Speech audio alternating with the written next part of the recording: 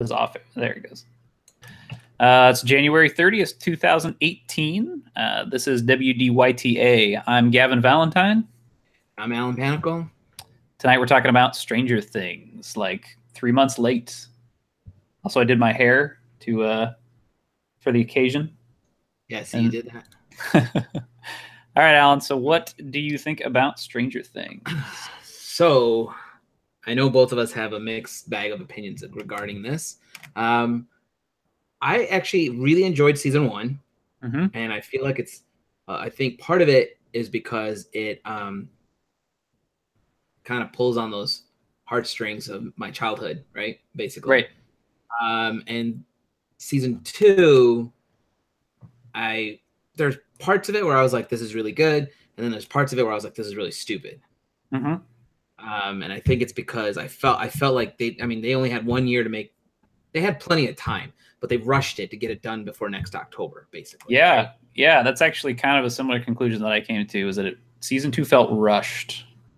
Rushed, yeah. And it's like there's like season 1 had all these cool little like references to 80s movies. Both seasons do, but I felt like they put a little more time into to letting the audience find it and be like, oh, that's X, oh, that's Y, and you felt that excitement from it.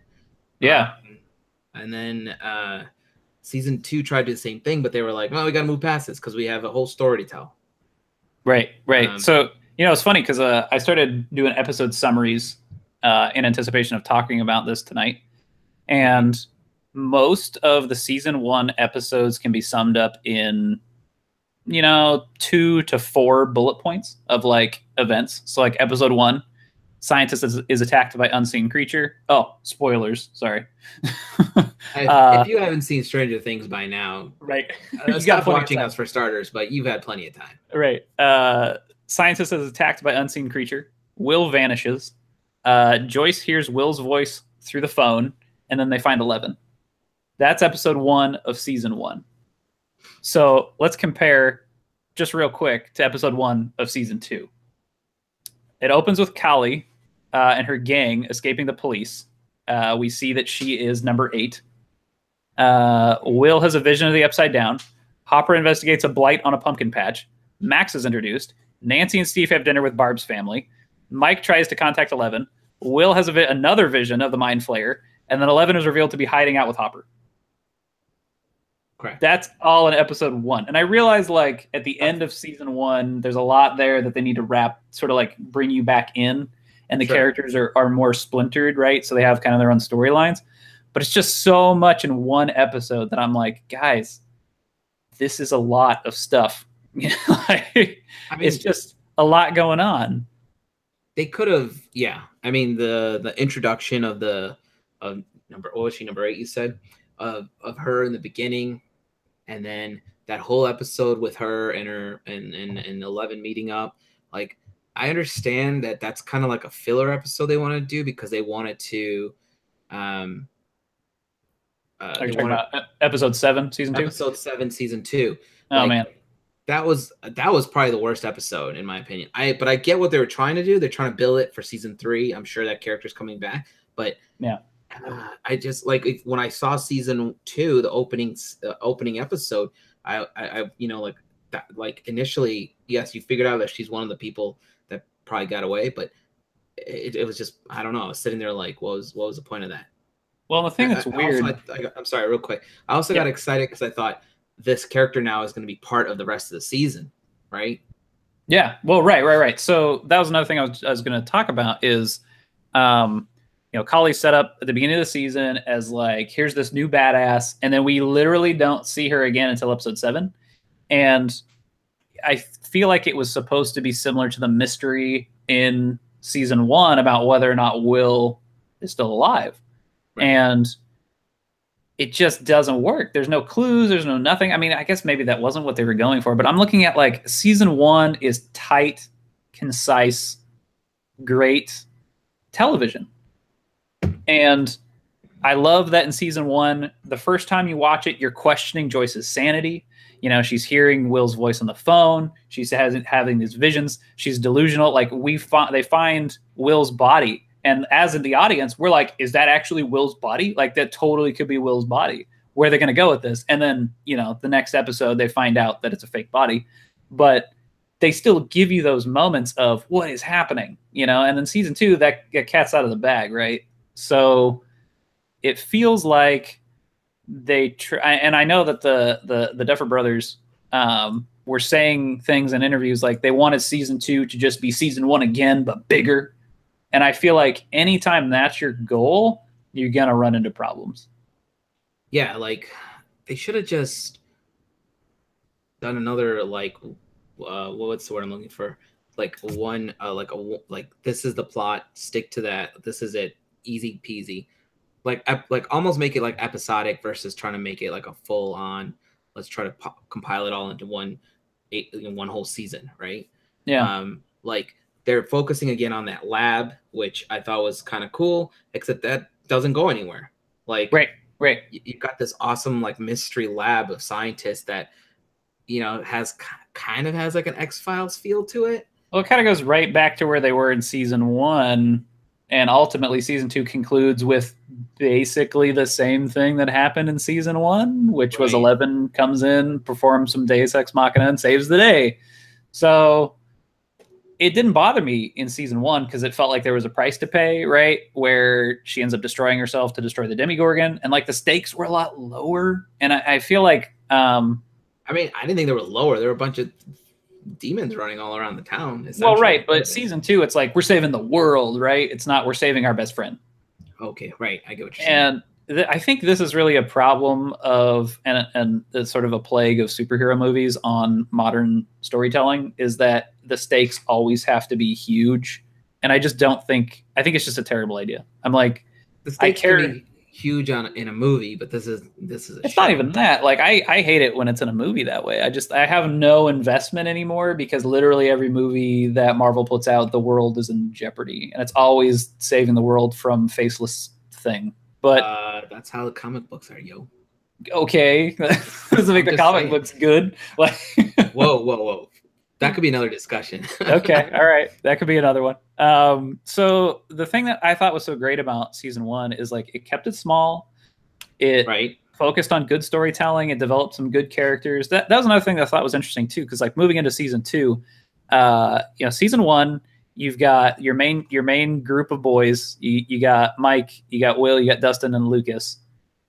Will is indisposed basically the entire first season, and then 11 comes in, and Mike has a personality, Dustin has a personality, Lucas has a personality, 11 has her own personality, and then you move into season 2, and Will is back, and Will becomes basically a main focus, right? And it feels like Mike's character is sort of sidelined to basically just being in a love interest between this new character Max and 11, which is real cringe and awkward.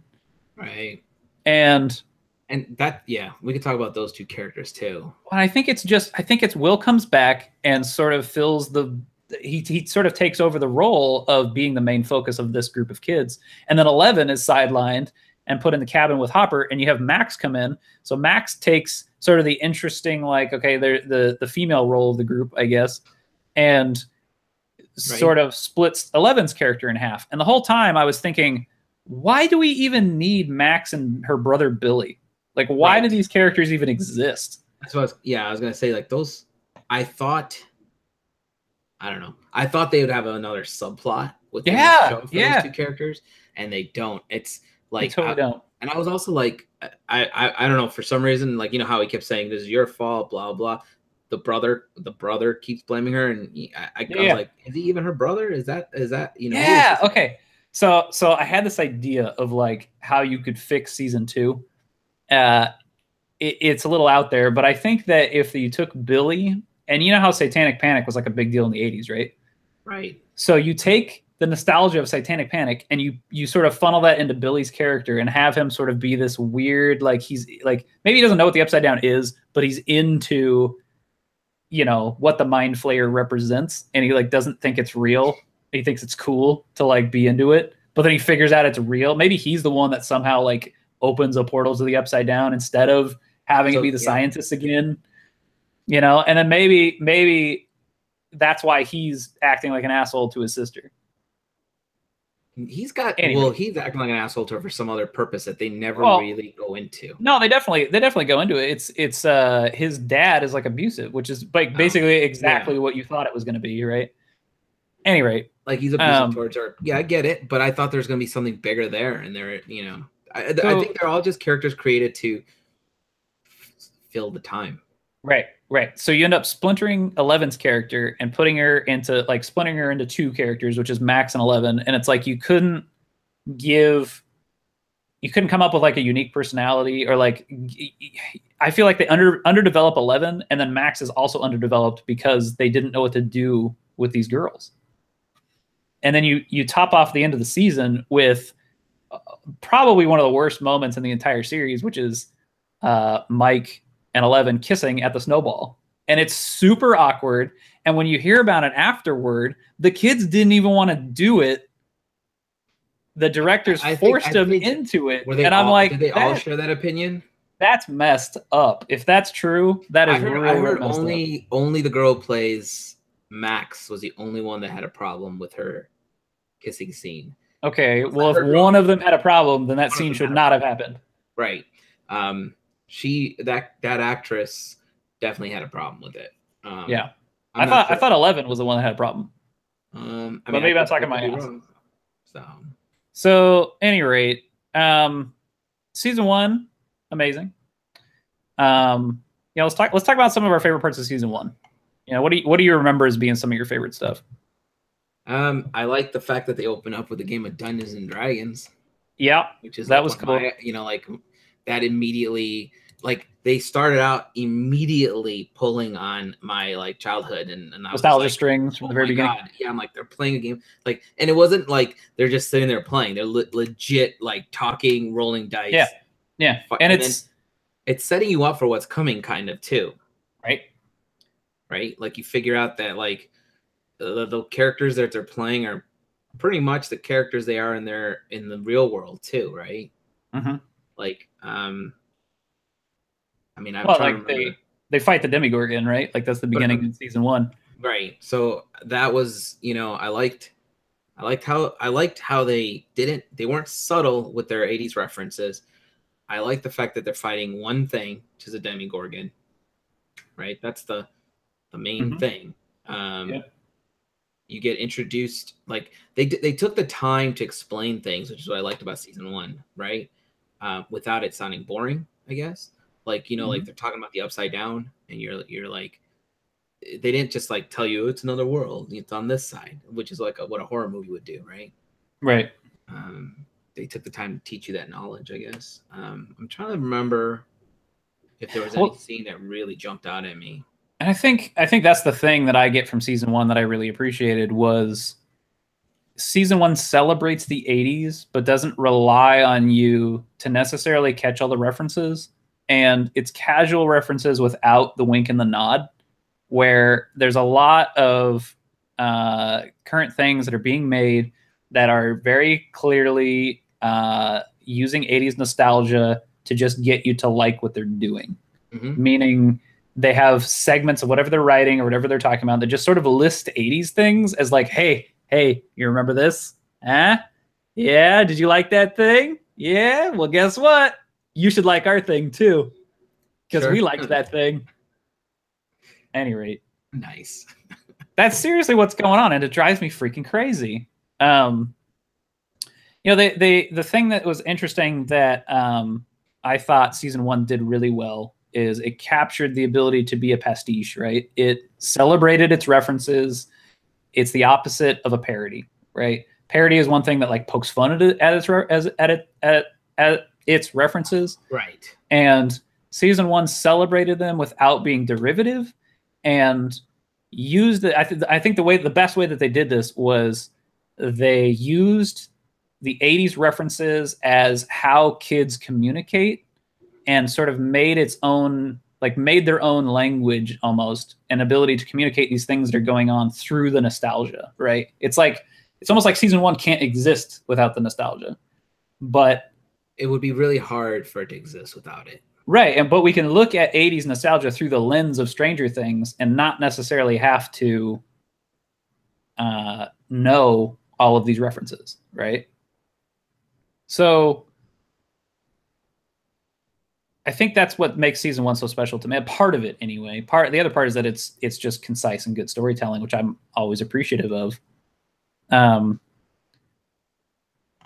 there's always this thing where, you know, as an artist, I'm sure you feel this too, is like we have anxiety about our influences, where we're simultaneously worried about measuring up to the quality of our influences, but we're also very concerned about being derivative and being seen as ripping them off. Right. And you have to, you know, as you're learning, you imitate, and then eventually you figure out how to synthesize all these things through yourself to make something original. And I think season 1 captures that really well. And I think it's because they had more time to write it. They had more time to think about it. This was something that they were concerned with. And then in season 2, we get these weird moments like feeding the baby Demigorgon a Three Musketeers, which is sort of akin to like feeding E.T. Reese's Pieces, which happened to be like one of the best product placement things that has ever existed. But people are in the know now that was product placement, so it comes off false when, you know, it just rings weird. And then there's also there's the other scene which I had actually completely forgotten about until I started researching for this, where you know, in the first episode, it's either the first, I think it's in the first or another time, when Nancy and Steve are at dinner with Barb's family, and they're eating KFC, and Steve straight up says it's finger licking good. And you're supposed to be like, oh, that's funny. But it's like, no, they're selling you KFC right now. Maybe. And it's really obvious. But they could just be poking fun at it too. Nah, man. I'm sure KFC paid for that shit. Are you kidding me? Yeah. I didn't like that. I didn't like that whole sequence where he's got the little as a Demigorgon baby, essentially, right? Like that was terrible. That kid's supposed to be one of the smartest kids in the group. Okay, here's the other thing too. They call it a polywog, right? But I mean, he thinks it's a tadpole, right? Right. But Dustin ends up calling it D'Artagnan eventually because he feeds it Three Musketeer. We're gonna call him Dart for sure. I get it. Yeah, I got the reference. But a polywog, no. So a polywog is a Pokemon. So I'm like, are they trying to like pull in these 90s references? And I was like, I was suspect at that point. And then as the season goes on, we get to one of the most egregious plagiarisms I've ever seen in anything, which is the scene where the demo dogs are attacking the science lab. Yeah. And Bob has to go and turn the circuit breaker back on. And he's got a walkie-talkie, and they're walking him through the map, and he's looking up at the whatever's on the ceiling, right? To like guide him to the circuit breaker. And you're like, where's the velociraptors? Because this is legit Jurassic Park. Like, right. They're walking him through. Yeah. I get it. Scene for scene almost. Scene, Jurassic Park. And I'm like, except they all got away, except Muldoon. So this is a ripoff. This is not interpreting your references in a new and interesting way. It's literally just saying, hey, remember that good movie you liked? Remember? But they kind of do that throughout. Not like that. Not as obvious, but season 1's got like, it's got references to E.T. in it. It's got references to, it's like basically them running around the bikes all day is E.T. Them running around in the group solving these mysteries is like the Goonies. Sure. You can even say it's kind of like Stand By Me, because there's a group of friends, right? They're not necessarily looking for a dead body, but they're looking for an adventure. Well, I mean, they're looking for Will, so they're kind of looking for a dead body. Oh, look, okay, that's good. I didn't think about that. So one of the most interesting things I found too was talking about how the kids are in a Stephen King movie, the teenagers are in a slasher movie, and the adults are in a Steven Spielberg movie. Oh, And that's when you pretty think good. about it that way, it sort of all clicks into place. I think it's really interesting. But like season 2 doesn't follow anything like that. I mean, kind of. I I don't mean, know. The thing that was weird is like I remember being pumped after watching like the first 3 episodes in season 2 and being like, "This is cool. Okay, I'm with them. I'm with them." And then it just starts coming off the rails. Like it just it's because they try to they're trying to introduce too many characters, and then yeah. they're trying to there's multiple plots, and I don't understand. I mean, I don't know if they have the same writers. Maybe I Yeah, heard, the same writer. but I The heard a rumor that they didn't do all the writing themselves for season 2, and that they had I heard one rumor I heard was Stephen King was on hand to help them edit it. no way. Yeah, dude, I mean, it's a rumor. Obviously, it's something I read Yeah. online, so I don't know how much of it is legit or not. You can do your own homework on that. But I also heard that they had other writers helping them write it this time versus season 1, which was 100% both brothers writing it. Right? Well, then they should fire the other writers. I But feel like it's probably because they were pressed for time. They're like, you got to do this, and you have to do this in a. You have 1 year to give us this outstanding episode series. yeah. Right. Right. I think that was really the problem is like, okay, you had years to come up with season 1, and now you've got less than a year to write season 2. And it needs to be bigger and better. Which is a lot of pressure. That's a lot of pressure to put on. I imagine that's a ton of pressure to put on. Have they been signed for season 3? Oh yeah, they gotta be. Yeah, there's no release date yet. I'm sure sister's gonna show up, or not sister, but fellow. Oh, number 8. Number 8. I was gonna say fellow inmate, but that doesn't sound right. Well, let's hope her gang of cartoon characters stays home this time. Come on, man! You didn't like the punk rockers? It's terrible. I realize that's actually an 80s reference too. I don't remember what it was, but there's like a comic that they were referencing with those guys. Oh, they but were? Literally, like, God, their reasoning for following her was just terrible. They're like, they're just like these weird cartoon characters of people that don't seem like they should exist in this world. Here's the funny thing is I'm watching season 2 and I'm going, man, you know what this feels like? This feels a lot like how I loved The Sixth Sense, and then the rest of M. Night Shyamalan movies kind of suck. So I started looking into it. Guess what? Unbreakable was not bad. It was all right. It was okay. Unbreakable was all right. Signs was all right.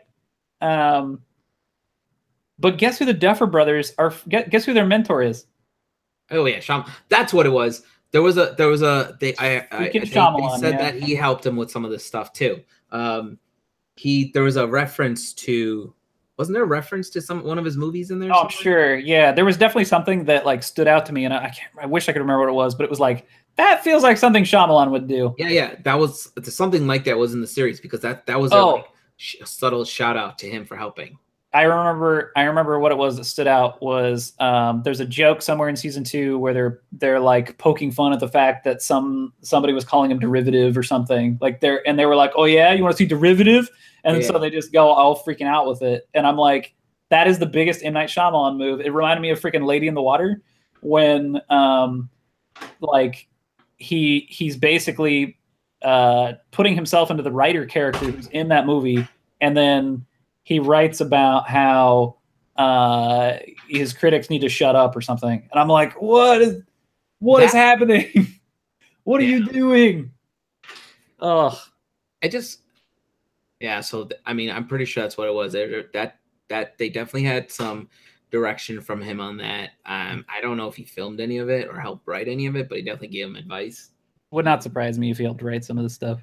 And I kind of feel you on the group, her friends, the punk rock friends, but I feel like those characters could have been done better if they took the time to research. The what am I trying to say? If they researched the punk rock scene from back then, you could find tons of. You could find if you took. I guarantee you, if I did a quick search right now, for 5 minutes, I would find a crap ton of photos and equally as many videos that they could have used. Instead they decided to do, they were just like, this is kind of what it looked like in the cartoons. So yeah. It was like they didn't have an understanding of what the references were. They were just plugging references in. Yeah, and then they threw in a mixed bag of punks. You know, they had one. They were like, "Oh, what's a punk have? A mohawk? All right, give this guy a mohawk. Oh, give him a knife and some chains." Right. So that kind of that whole episode was fucking stupid. I'm sorry.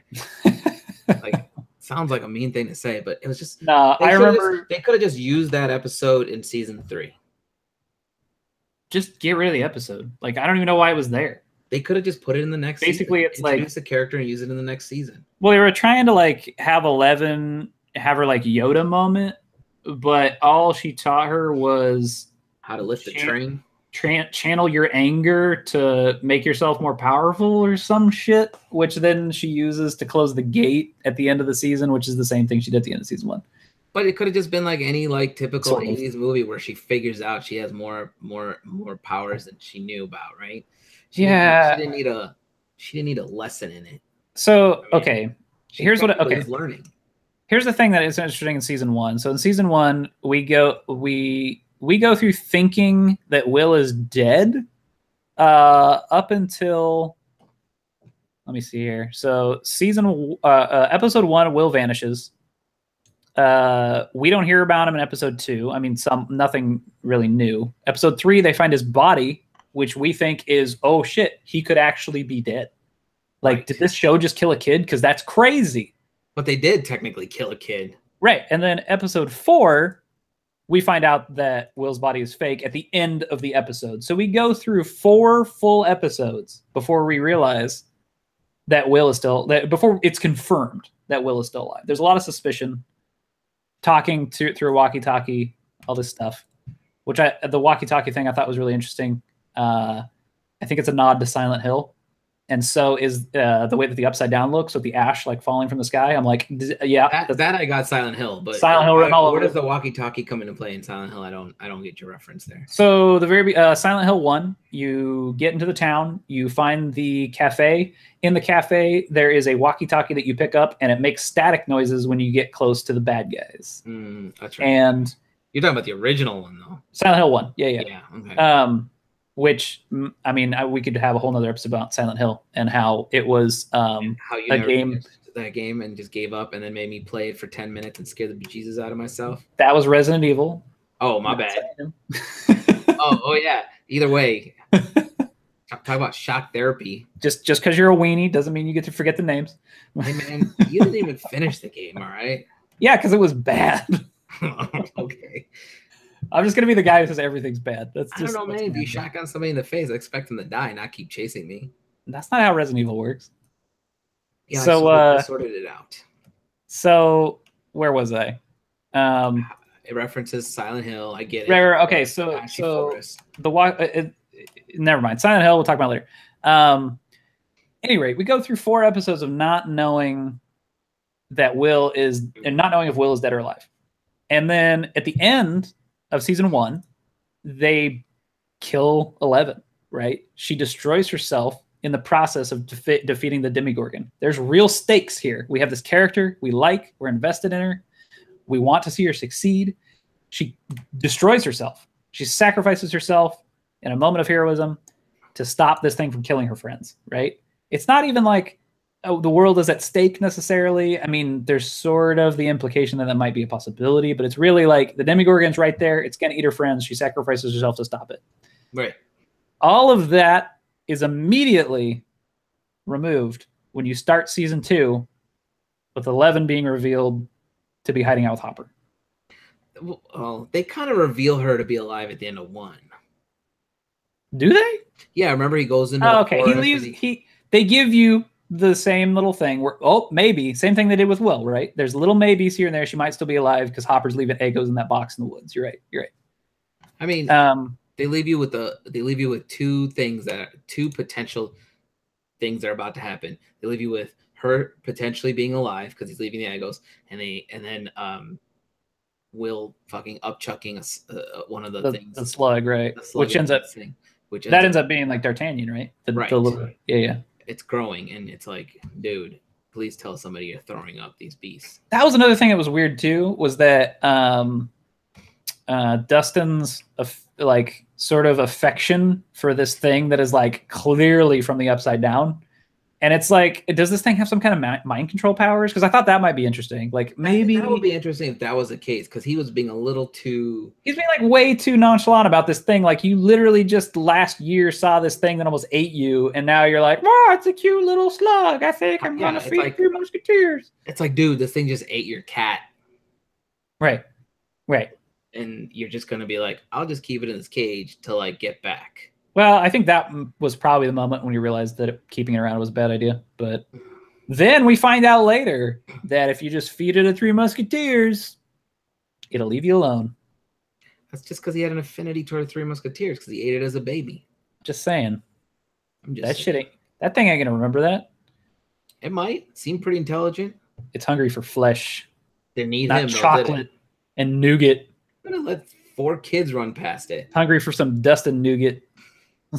It got blown up in that cave is what happened. Yeah. I don't know. I feel like I'm like real down about season 2. You're not the only one. Like I said, there's a large chunk of it I enjoyed, because I am one the kind of person that also likes, like, I'm very cool about watching movies that aren't like top notch, high quality, like old films, and I still enjoy them, right? Yeah. I don't want to name names, but I'm like, just think of any movie where you're like, this isn't the best quality, high production value, but I enjoy these characters, so I'm going to still enjoy the show. Like, a lot of people don't like Doctor Who, which could be a whole separate talk, but I've never watched it. The production quality on the earlier episodes is very, very low. Yeah. And then up until like maybe, I don't know, a couple years back, they got money now, so they got better. I mean, but at the end of the day, it's still a kind of a hokey, sci-fi-ish type of show where you have to be able to say, I enjoy this kind of stuff. I understand that not all of this is that great, but, and I feel like that's kind of what they were angling for on season 2. They were like, we're pressed for time, but we can still make something good out of this, and people will still like it because A, they got the branding behind it. So the viewers are going to just come in because they love season 1, and B, like, it wasn't, like I said, it wasn't like 100% bad, but there were just a couple little elements in there that I mean, there's no way of taking them out now, but they should have just taken them out, and somebody obviously pushed them to put it in there. So we got, I feel like each episode had like 80% good and 20% bad, if you want to put a percentage on it. Each episode? I don't know. I could have found something wrong with each episode in season 2. I could, yeah. I would struggle to find something right with most of the episodes, I guess. That's what I'm saying. Like, I was willing to not completely pick it apart. But season 7, episode 7, definitely. That episode was really hard to sit through. Well, I think it was like even made worse for me because I was binge watching the season, and it was getting really late, and I had enough time to watch one more episode, and I was like, "Oh man, what's season 7 gonna, or episode 7? What's it gonna be?" And I watched it, and I went, "Oh, I should have went to sleep." Yeah. Like, what the hell? Like, what? Yeah. It's bad. Oh man, I feel like, 11's character being separated from the group. Why didn't we experience 11 in the Upside Down? Why couldn't we have kept her in the Upside Down for a while, and then somebody figures out a way to save her from the Upside Down? Like, maybe they didn't want to have that like savior moment. I think that's one of the things that the show does pretty well, though, is like it doesn't reward characters for self-righteous heroism, like one character going out of their way to like be the spectacle and save the day. It had done a fairly good job of that not being the case. Where there's always like a group effort, right? Right. It always comes down to the group, right? And I think that's really important. That's a really good lesson. And then season 2, it kind of just uses the same thing it did at the end of season 1, where 11 comes in and saves the day. Except this time, she has a bigger problem to fix, and it costs her less. She's got to close the gate, and she doesn't destroy herself in the process. So I feel like they're kind of trying to tell us she would have if she didn't channel her anger. Yeah, she didn't level up the way she did. Right. Can we also talk about? I actually also had a problem with what's that character's name? Bob. Oh yeah, Bob. Oh I was like, this guy. I mean, he's a smart character. I get where they're yeah. trying to go with him. He's the guy that figures out the the piping system, essentially, right? But Oh, you mean the thing that Will's drawing right. And then interprets the at the map. end, they're just like, oh, we don't know what to do with this guy, so let's just kill him.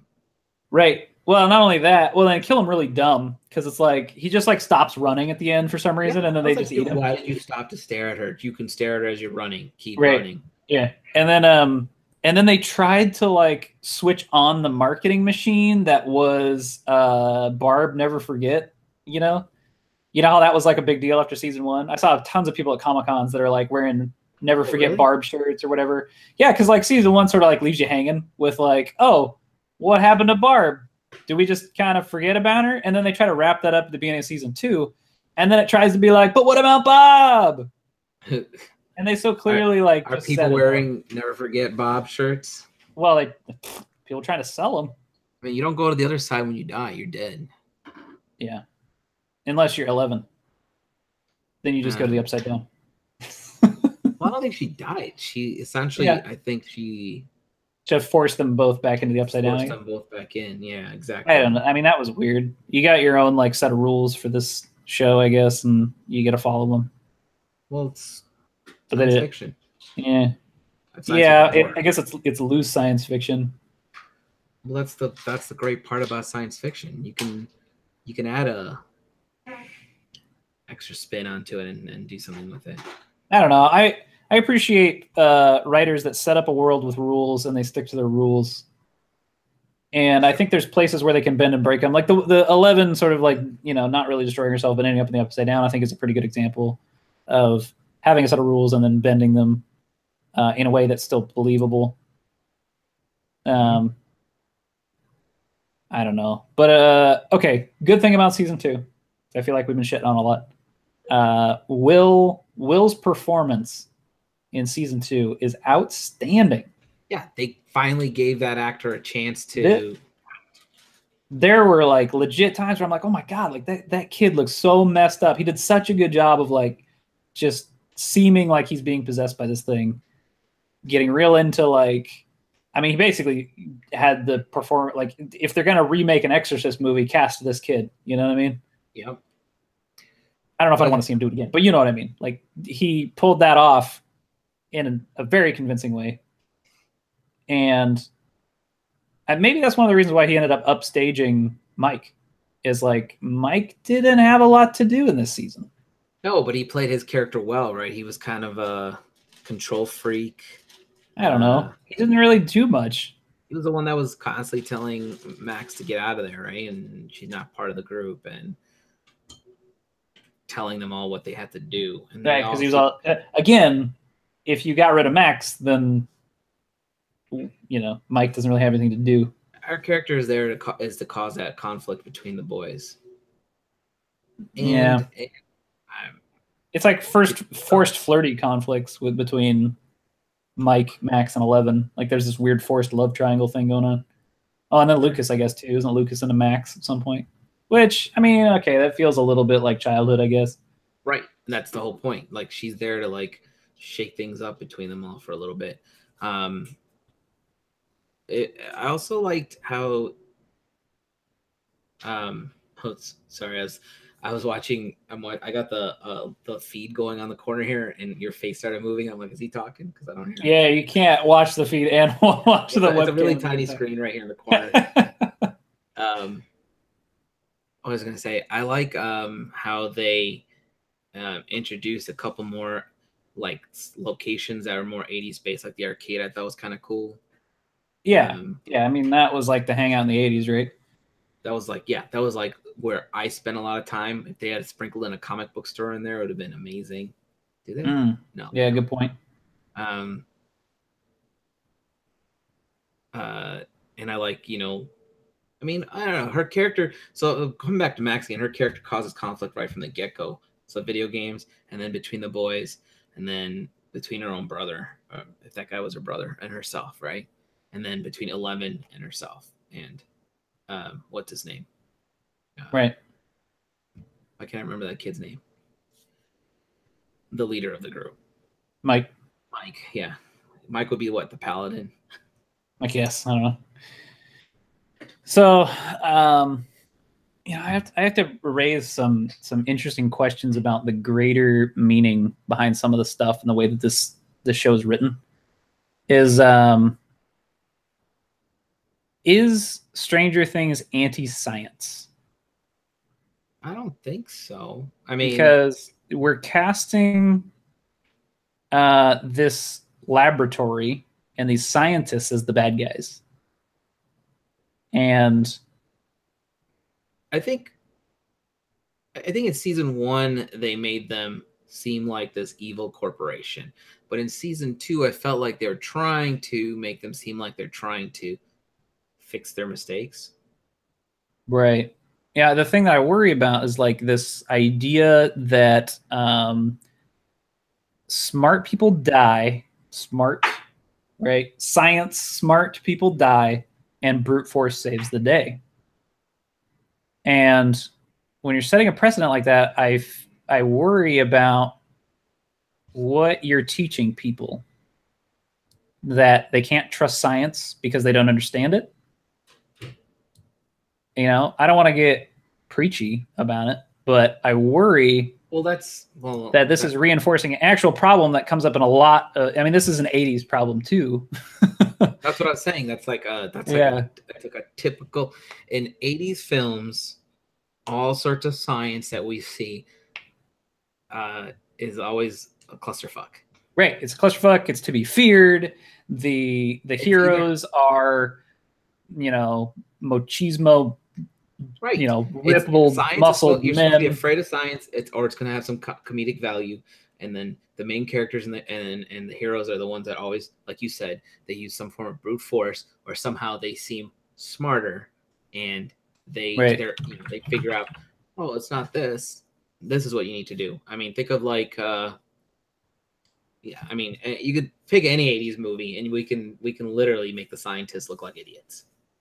So do you think that this reflection on like 80s 80s media, do you think this has to do with the people at the time being worried about the Cold War? Do you think it's like looking at science as this thing that creates, these massive bombs that can destroy the entire planet, and villainizing science in general? I mean, they definitely. I don't remember the conspiracy theorist's name. That guy's talking about, initially, isn't he? Like, he's kind of hinting at, like, isn't he hinting at like Russian conspiracies at one point? Yeah. The guy that Steve, Nancy, and Jonathan go and take the story to, and they're like, he's like, no, this is too crazy. People won't believe it. We got to dumb this story down. We got to make it something people believe. Correct. So that they'll be afraid of science. And I'm like, oh God. Like that. I don't know. I thought he said something about like Russian conspiracy theories in there somewhere. Probably. Yeah, I don't know. It's been a little while. Maybe I just thought he hinted at it, but no, I think you're right. That so that's kind of referring back to your Cold War theory. I mean, the thing that I worry about is, so we're in a period of 80s nostalgia. Kind of across the board, and these things are cyclical. Like basically you look 30 years in the past, and that's usually what you're being nostalgic for, because it's like people that grew up with those things are now of an age that can share them with their kids. So you end up like in this weird cyclical referential period, like the 90s was sort of referential of the 60s and the 70s. And now we're in this era of we're being referenced back to the 80s. These things that were old are now new again. It's happening in a way that I think is very way more apparent than what it used to be. And some of the lessons of the 80s are being retaught, for better or worse. Like this idea that our heroes once again are action heroes. You look at Marvel and the rise of superhero movies akin to the Arnold Schwarzenegger movies coming out in the 80s. Sure. Some of which are amazing movies. Some of which are not. All Arnold Schwarzenegger movies are amazing, except any of the comedies. So, yeah, did you say any of the comedies? I think the only comedy I liked from him was Junior. Get the fuck out of here. Last Action. I beat you to Junior. It's mine. I said Junior. Last Action Hero. Yeah. Last Action Hero. I mean, the thing about Last Action Hero is it's making fun of right. And I can even let twins in there. Junior was rough. And then right one step under that is Kindergarten Cop. Come on. Kindergarten Cop wasn't that bad, but one step under Junior is the Christmas one. Jingle All the Way. Yeah. That movie was hard. I was like, man, do you need to pay your tax bills or something? What's happening over there? I mean, he didn't quite hit Nicolas Cage status, but pretty close. Oh, yeah. But yeah, I worry that with the 80s coming back, we're seeing and the parallels in our current culture, I think, are becoming very apparent. That you look back on painting science as the enemy for years and years and years, and then you wonder why people don't believe scientists when they say, we're destroying the world and we should probably do something about it. Well, and now we're going to pull the 80s references back into play, and just like in Stranger Things here, we set the scientists as the bad guys. Well, yeah, but that's not gonna hopefully people are smart enough to realize scientists are actually really smart, and these are scientists on a television show, so they're just designed to be stupid. I mean, you'd hope so. But most people are smart enough to sort that out. You should be able to tell the difference between a show and real life. But I kind of hear what you're saying with the 80s coming back. My concern with that scenario is people are going to start making too many shows that are referencing. I think we've already hit that. I think we've already hit that saturation point. And that's going to kill it. Maybe not though, right? Because I still love the 80s, and I've seen a ton of stuff that has to reference 80s, but I'm a very rare breed, I think. Yeah, once something is revealed to be a cash cow, it gets milked for all that it's worth until people stop paying for it, and then it goes away, and we move on to the next thing. I'm sure we'll have another Stranger Things by Halloween of 20. What year is this? 2018. Wow. What year is it? Wow. Yeah. Jumanji. That's right. Speaking of, you really reached back for that reference. Another thing that just got remade. I heard that was pretty good. Didn't you just watch it? I did not watch it. Although somebody just told me they watched it. I thought it was you. It wasn't me. Okay. Although I will say that I'm glad they decided to sort of make something new, seemingly new with it. Yeah, they made it a video game versus a tabletop game, which they didn't just remake it. They're like, what do kids like these days? Video games. Let's make a video game. Is that how they said it? Just like that. You see the trailer? It looked like an old Atari, man. Yeah. 80s kids didn't play board games. They played video games. And Nintendo. I had Atari, Nintendo. Think about all the stuff. I'm trying to think of all the stuff I used to do. Dude, I legit rode my bike up the street to a comic book store / arcade. Yeah. Called Jack's Video or Jake's Video. Jack's Video. Jack's or Jake's. I can't remember the guy's name, but it was set up perfectly for like the neighborhood kids, man. He had like 7 or 8 arcade machines in it. He had a little section of comic books. It was the first place I rented a VHS cassette from. They don't have shit like that anymore. And that's why I think like when you see that kind of stuff like on a show, or like, here in Chicago, what these bars out here do now is they have these like 80s style pop-up restaurants. Oh, interesting. Like, do you ever watch? Okay, you obviously watch Saved by the Bell. Nope. Come on. Stop being such a hipster. I have never watched Saved by the Bell. I think I've seen one episode. God, fuck you. I'm not from the same era you are, Alan.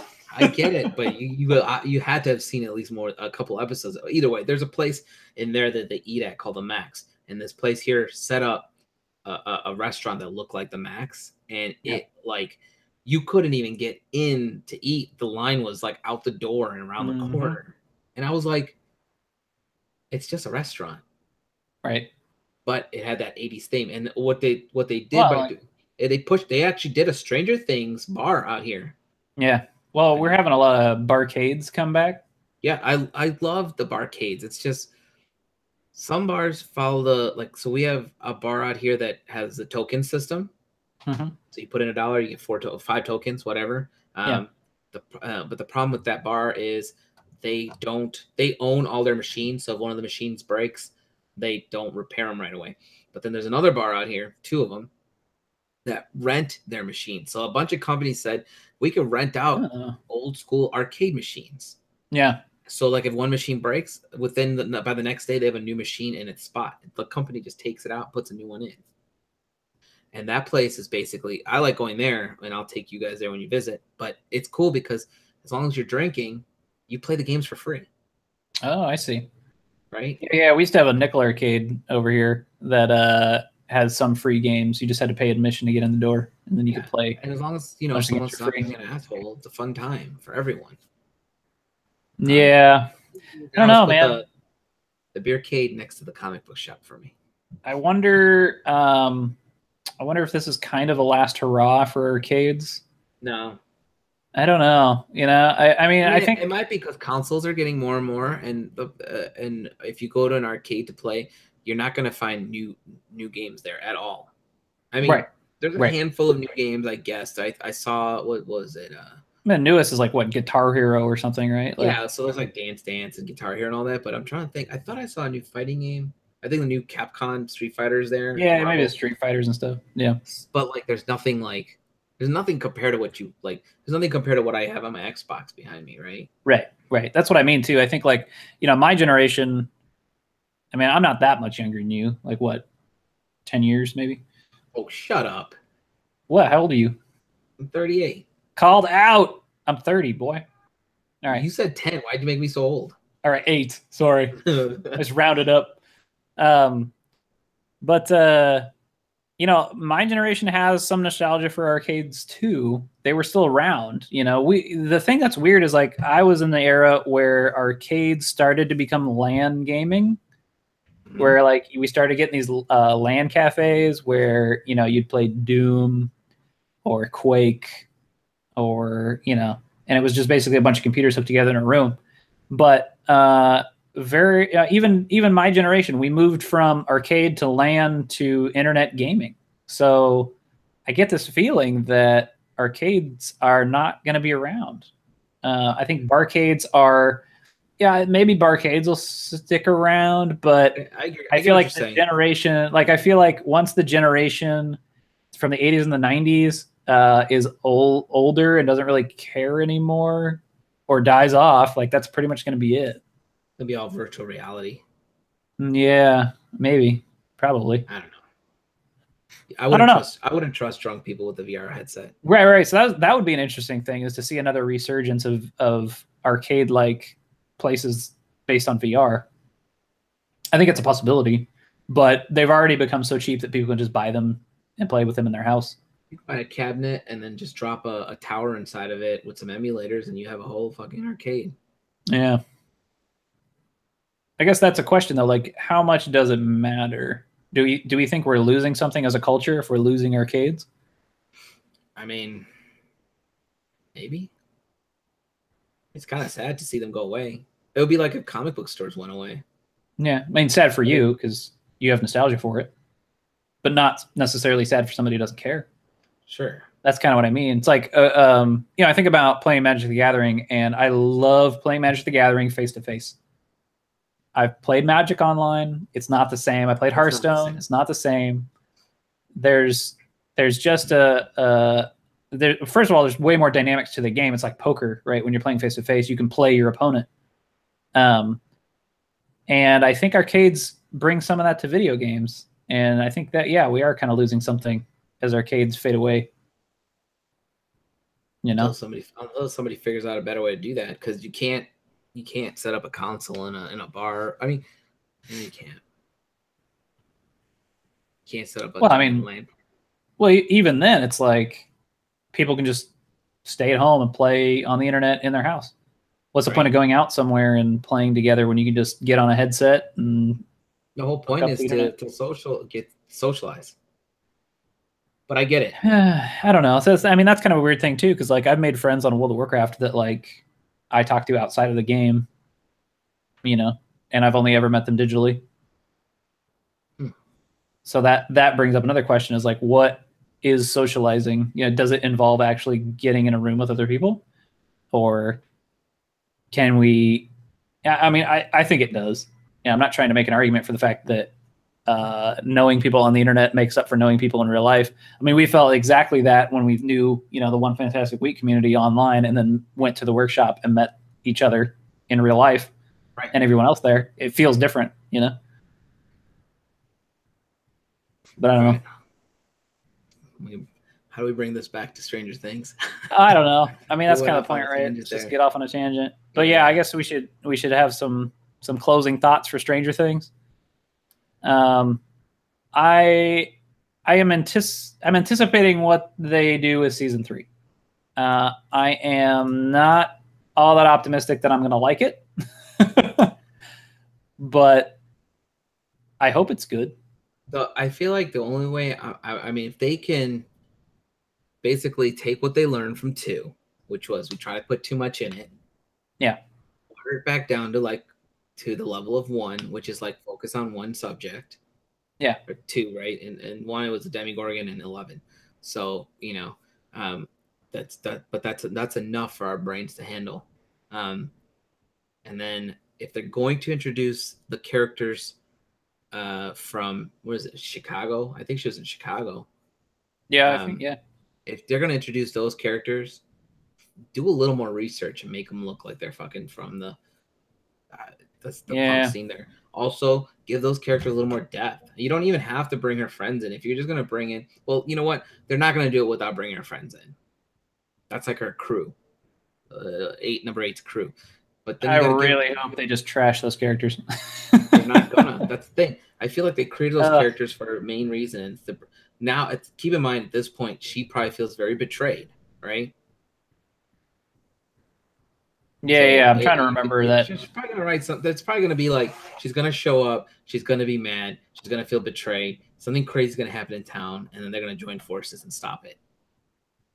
Maybe. I just wrote it right there. It's done. We better call up the Duffer Brothers. You mark my words.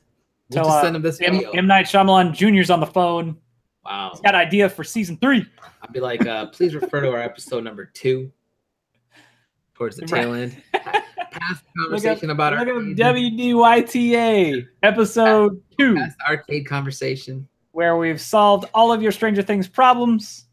You're welcome. Be like, send all paychecks to. We won't even charge you. What? Hey, just make good TV. Make good TV. He definitely did not mean that.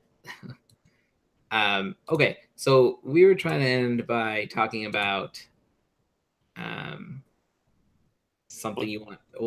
Recommendations? Recommendations for the week. Last week, I had recommended Ready Player One. I recommended checking out Unity. And I hope people did that. I don't know. Who knows? What do you got this week? This week, did I don't know if I mentioned this at all or not, but like it's basically I'm trying to stay out within the theme since we're talking about Stranger Things and it's all based around the 80s. I was watching this series on Netflix called The Toys That Made Us. Oh, yeah. And none of these toys will mean anything to you because clearly we've cleared up that you're from the 90s. Yep. But it basically, it's cool because it talks about the stuff I grew up playing with. Like episode 1 is about He-Man, okay?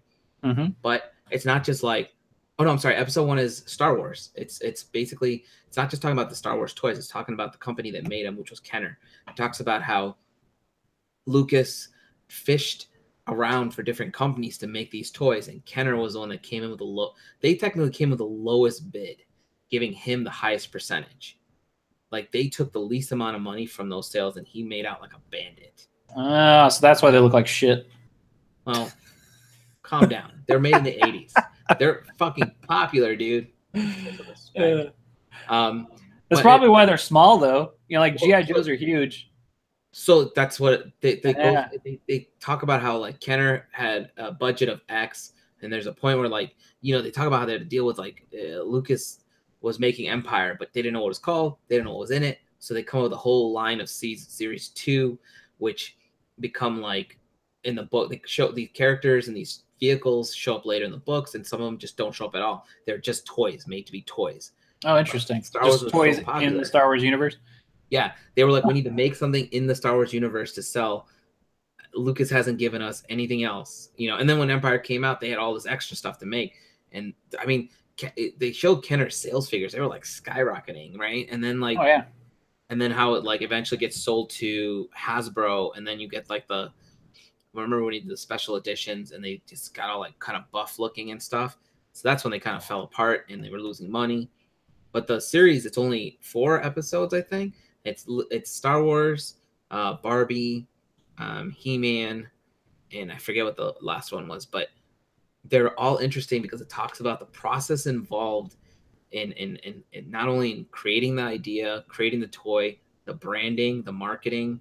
So you're getting like a whole like scope of things out of it, which the Masters of the Universe one was one of the few lines that was a toy first, then a cartoon. Oh, interesting. And not a lot of people know that, but like it's basically like they were in a pitch meeting to I don't there's an old toy store called Child's World. They were the main competitors, I think, for Toys R Us back in the day. Okay. And they basically were going to pay Mattel, I think is the one that makes He-Man, a bunch of money to make these things. And they were like, what else can you offer us? You can't just give us toys. And then they came up with this idea saying we have comic books. And then there was a lie. They didn't have comic books, but they quickly made the guy in charge is like, I don't know if he's a branding manager or what his title was. He made that up so he can get them to sign. And then as the guy closer to signing the deal, Child's World was like, well, we thought about it. And you said this is geared towards kids 5 and older. There's, young kids can't read these comic books. So what do you have for the younger kids, younger than 5? And they said, oh, we're working on this cartoon. Mm-hmm. It's also a lie. They had nothing ready. And he basically contacted a company called Funimation, and they made the cartoon, which was not the greatest cartoon in the world, but I remember seeing it as a kid, and my mind was blown because I love the toys, right? So I had one He-Man toy. I think this was He-Man because my dad was very much a garage sale guy, right? Okay. And so I got a lot of toys from garage sales, but I had this. It was like I think it was Skeletor. Skeletor's from He-Man, right? Yeah. Okay, so it was like his palace or whatever, and it had the microphone. Yeah. You like talk on the microphone, and it sounds like this, and you're like, oh, I'm just gonna do. I had that. I have no idea where it is. I'm sure it's gone and trashed by now, but man, that's worth a lot of money. Whoops. Let's see. Let's look up. I also had the GI for $100 on eBay right now. Nah, well, that's fine. I also had the GI Joe aircraft carrier. You lucky son of a bitch. Yeah, my dad found that at garage sale too, and that's trash too. I wanted that so bad as a kid. It was huge. I played with my Mech Warriors on it though. I didn't have GI Joes. I had the giant aircraft character, and then I had my Mech Warriors on it. Like, did you have to just look up Mech Warrior? Are you kidding me? These things. Damn it. Anyway, all right. So my recommendation for the week is voxel art. Oh, that's right. We were looking that up earlier. So voxel art spawned from the minds of people who played Minecraft. It's basically like, I played Minecraft when I was a kid, and I'm kind of growing up now, and I want to make some real art that looks real cool. So it's kind of like if you took pixel art and made it 3D. It's made out of little cubes, and people have made some crazy elaborate shit. And I'm blown away. I am blown away by how cool it looks. I guess like if you just sort of described it to somebody and you're like, oh, it's like, building little pixel art things out of 3-dimensional cubes instead of 2-dimensional pixels. And then you're like, okay. And then you look at it, you're like, whoa, this stuff looks amazing. Yeah. It's also a free program that you can use to play around with it. It's called MagicaVoxel. Yep, I see that. You can probably just Google it. Yeah, I see it. Find it easy. It's totally free. You can go in there and make your own little models. I made a birch tree that looked kind of shitty, but it was my first try. So what do you do? But it I think the thing that's really cool about it is it kind of lowers the barrier to entry to three-dimensional software. A similar way that pixel art did for creating things for two-dimensional video games. So yeah, It's got a voxel cool art look to it. Check it out. MagicaVoxel is really cool. You can export those graphics into Unity, use them as 3D assets for your games, or you can just make cool looking little models. That's it. Oh, I see. I could see people animating this stuff. Oh yeah, you can animate in MagicaVoxel too. Yeah, I see that. It's cool. So check it out. And I think that's a wrap for the week. I think that is a wrap for the week. So I hope you enjoyed our talk about Stranger Things. We don't have an email address yet, but give us a message on Facebook. On YouTube. YouTube. If anyone has, we're bad at this. We'll set up an email soon. I promise. I gotta set up the site. See, here we're gonna totally go lowbrow on it and be like, if you want to contact us, you figure it out. I mean, anyone who knows us can direct message us each. Well, kind of hoping people that maybe don't know us watch the show eventually, but probably not. Comment on the videos. I left it open. All right. I'm gonna kill it now. That's it. Later. Talk to you next week.